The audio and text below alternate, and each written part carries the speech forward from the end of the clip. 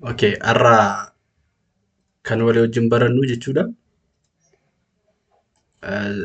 Tamaaronni siivil taatanii keessattiyyuu sooftiweerota garaagaraa nu rakkisa jettanii namoonni baay'eenis waan hin arguuf lammata immoo iddoo garaagaraatti akkuma beekamu afaan Amaariffaa, afaan Ingiliffaatiin baay'inaan kan hojjetameen jira. Afaan Oromiffaatiin immoo baay'inaan waan hin argamneef namoonni afaan Oromiffaa qofaa dhaga'an akka fayyadamaniif jedhee viidiyoo koo yeroo jalqabaatiif hojjechuuf kan hin yaaledha jechuudha. Innaa mata dureen nuti ilaallu yookaan isinitti agarsiisuuf karoorses sooftiweerii siivil 3D yeroo jalqabaatiif amma ta'e kutaa ta'e walitti agarsiisna yookaan isinitti agarsiisa jechuudha. Isa booda kan hafe immoo koomentii irratti waan isin barbaachisu sooftiweerota garaagaraa siivil keessatti baratamuu fi hojii irratti hin oolchinu tokko tokko yaada keessan naa laachuu dandeessu jechuudha. Innaa jalqabuma irratti siivil 3D kan jennu sooftiweeriin kun sooftiweerii ittiin diizaayinii daandii ittiin hojjennudha. Akkuma kana sooftiweeronni baay'een kan manaa gosoota baay'eetu jira. Kan daandii garuu siivil 3D kana akkamitti sarveey daataa funaannee gara kompiitara keenyaatti naquudhaan kompiitara fayyadamnee diizaayin gochuu akkamitti dandeenya?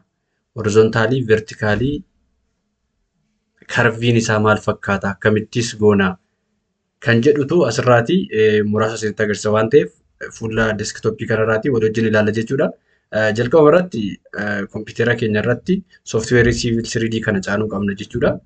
Siivil 3D kana gaafa caannu karaalee lamaan caanuu dandeenya. Tokkoffaa gaafuma bannu gaafuma amma asirratti bannu isinitti agarsiisa. Kun amma raan gochaa jira. Raan godha. Amma raan godhee xumurutti hin eennaa jechuudha. Abanuu banaa jira.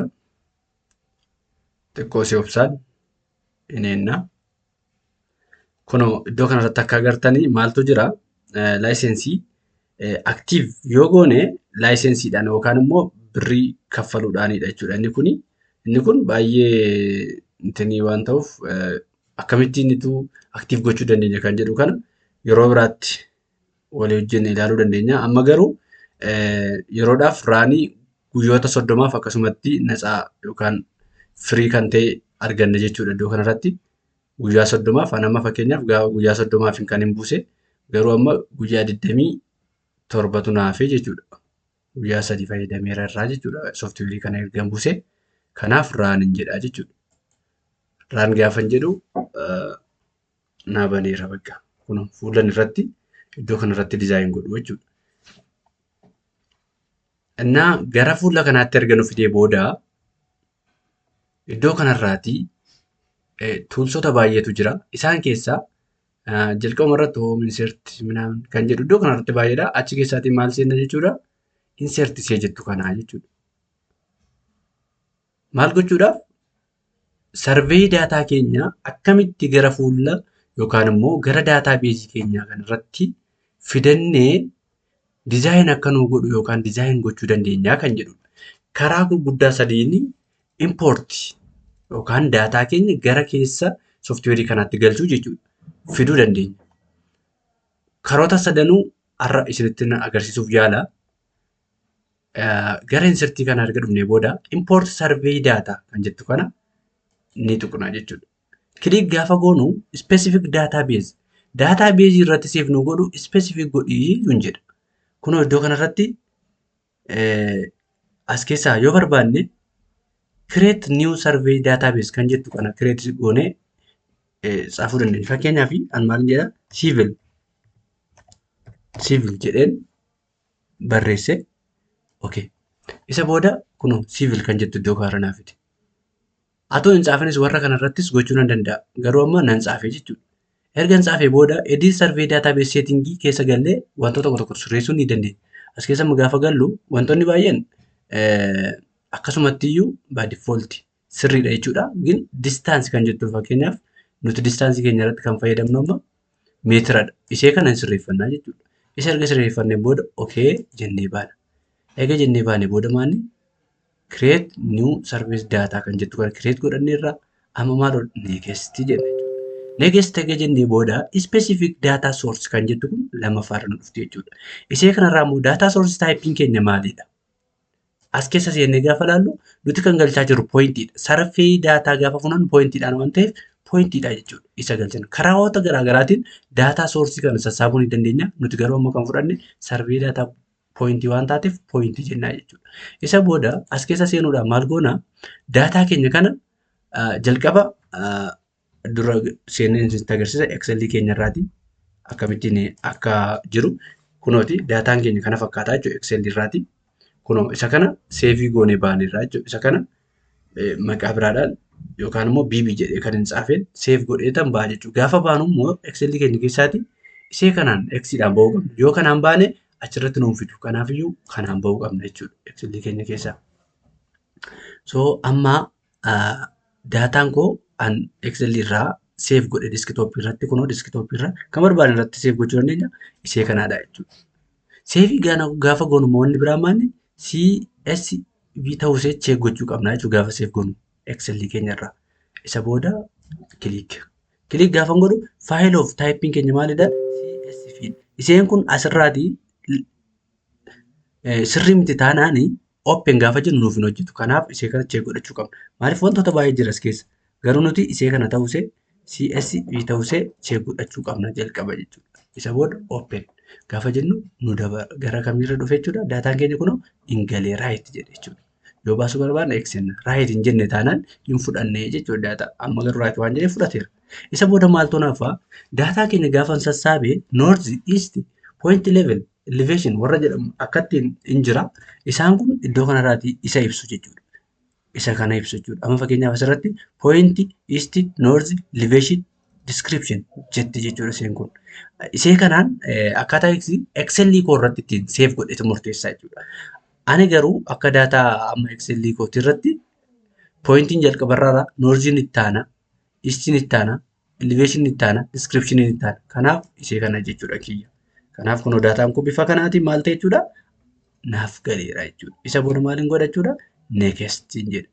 Next. Fuula isa kana specific network minaamin kan jettu kun amma ganatti intini miti next jenna jechuudha. Inni kunillee finish jenna jechuudha. Isa booda fuula kana maal godha jechuudha godhe xumureera jechuudha. Maal godha pointii keenya pointii nan amma galche daataa beezii koorratti yookaan immoo gara sooftiweerii kanaatti naa galeeraa jechuudhaaf ishee kana tuqatti kana nagartu miti ishee kana dhufuu qabdi jechuudha. Kun inni hundee taanaan daataan keenya hin gallee jechuudha. Garuu kun dhufte taanaan maal jechuudha daataan keenya galteetti jechuudha. Kanaaf kana sirriitti adda baasnee beekuu qabna. Isa booda sarvee point gruupii keenya gaafa bannu BB kan jettu kun maal taatetti dhufteetti jechuudha. Agartaniittu miti ishee kan argaa jirtu. Isheen kun dhufteetti jechuudha.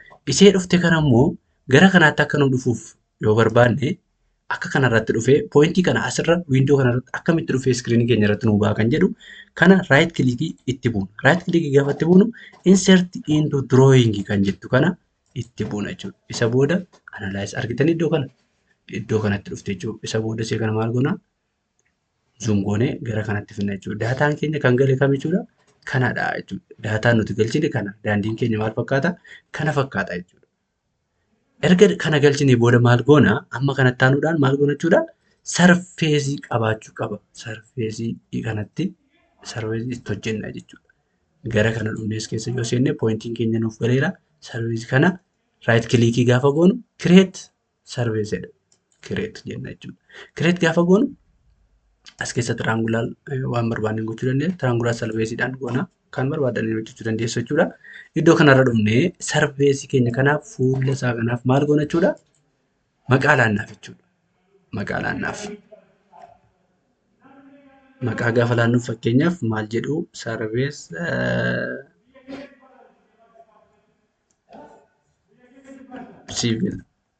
civil biyya yoon jedhee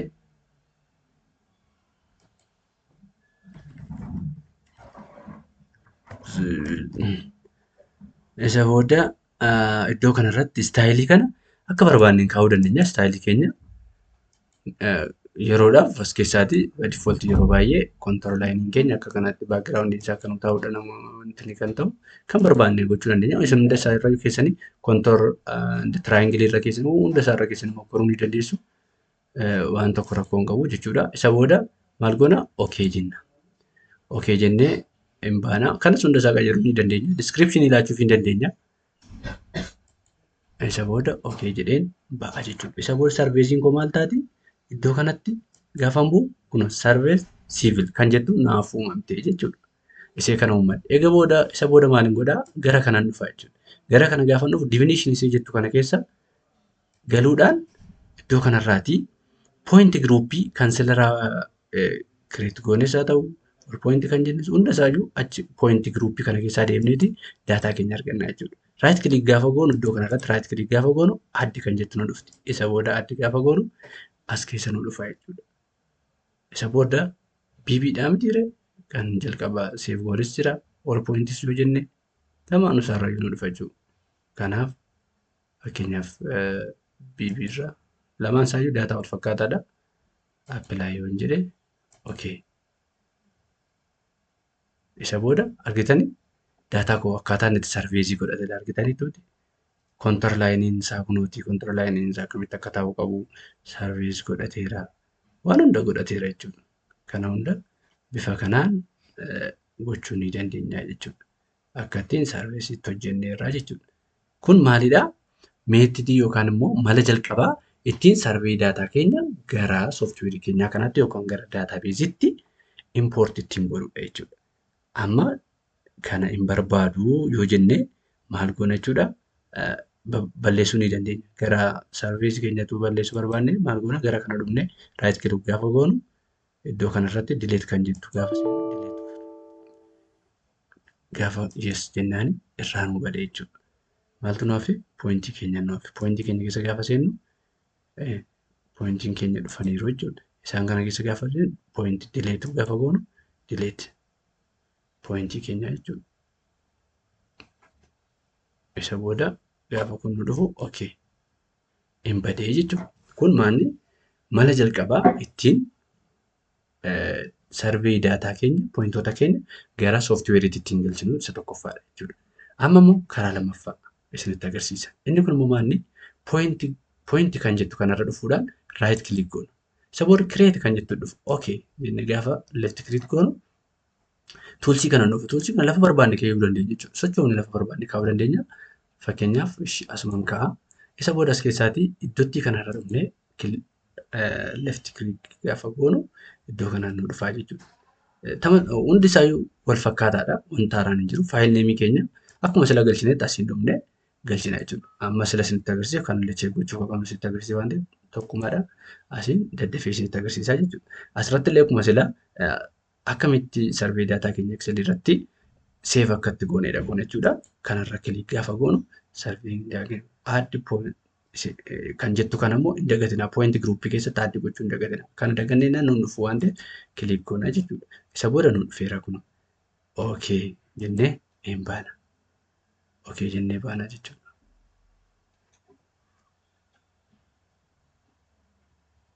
Argitanii nu dhufteetti.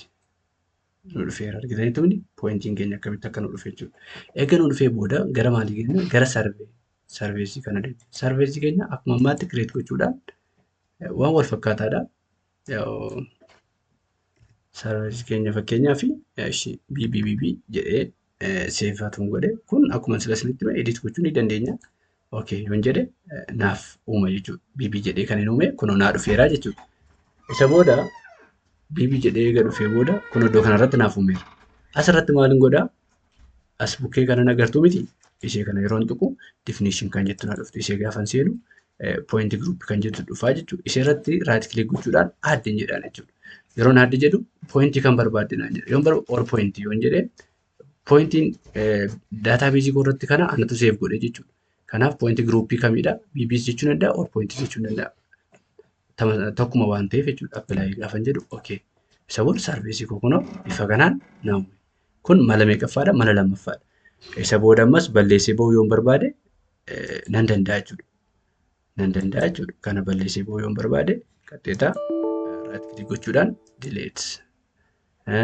Pointii koos balleessee ba'uu yoon barbaade nan danda'a jechuudha.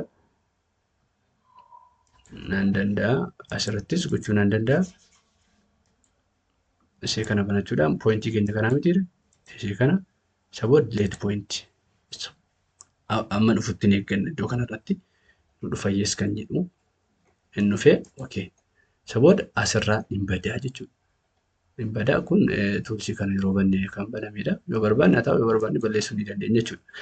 Ishi kanatti aansuudhaan immoo mala sadaffaa sitti agarsiisa. Mala sadaffaa maalni dura sarveesii keenya kana create eega goone yookaan erga uumnee booda pointii galchuu akka dandeenyu jechuudha. Kanaaf right click gaafa goonu create service nuun jedha. Okay, click goona. Kun bakka wal fakkaataadha. Isuma silaati. Asirratti fakkeenyaaf MMM jedhee yoon guute asirratti kun edit gochuu nan danda'a. Okay. Edit eegan godhee booda servisiin koo kun iddoo kanatti naaf uumama. As keessa pointii kanan tuqa. Definition kan jettu keessan seenaa. Maal godhachuudha? Kan adda isa godhu warra sana pointii groupii turani. Inni kun garuu pointii faayiliidha jechuudha. As keessan seenaa. Asirrattidha kan inni right click godhu jechuudha. Addi gaafan jedhu iddoo kanarratti pointii akka galchuu na gaafataa jechuudha. Isa booda okay. Isa booda desktopii korra kan jiru kun isa kana hin jira. Open waan wal fakkaataadha. Waan addaan jiru baay'ee salphaadha jechuudha. Isa kanarra nan galcha. Akkuma silaatti na dhufeera kun filadheera. Amma okay jedha. Maal ta'e jechuudha. Na dhufeera kun jechuudha. Kunoo na dhufa. Akkattiin daataan koo maal ta'eera jechuudha. Import naa ta'eera jechuudha. Kanaaf maloota sadanuu ittiin sarvey daataa keenya import gochuu dandeenyu haala kanaan kana fakkaata isin jechuun barbaada. Yeroo itti aanutti akkamittiin eega kana goone control line akkamittiin ituu beekuu dandeenya quxurii isaa wantoota baay'ee horizontal vertical alignment akkamitti hojjechuu dandeenya watershed slope waan kana fakkaata hundayyuu akkamitti akka hojjechuu dandeenyu part 1 part 2 jedhee amma danda'amaa ta'etti isin hojjedhee gadhiisuu yaala. Isin immoo koomentii irratti kamta akka dura isin barbaachisu illee yoo naasaftan bareedaadha. Like gochuu share gochuudhaan namoota afaan kanaan dhaga'anii barachuu danda'u jettanii yaaddaniin information laattanii fi akka itti fayyadamaniif anas akka jajjabeessaa isinin jedha. Thank you. Galatooma.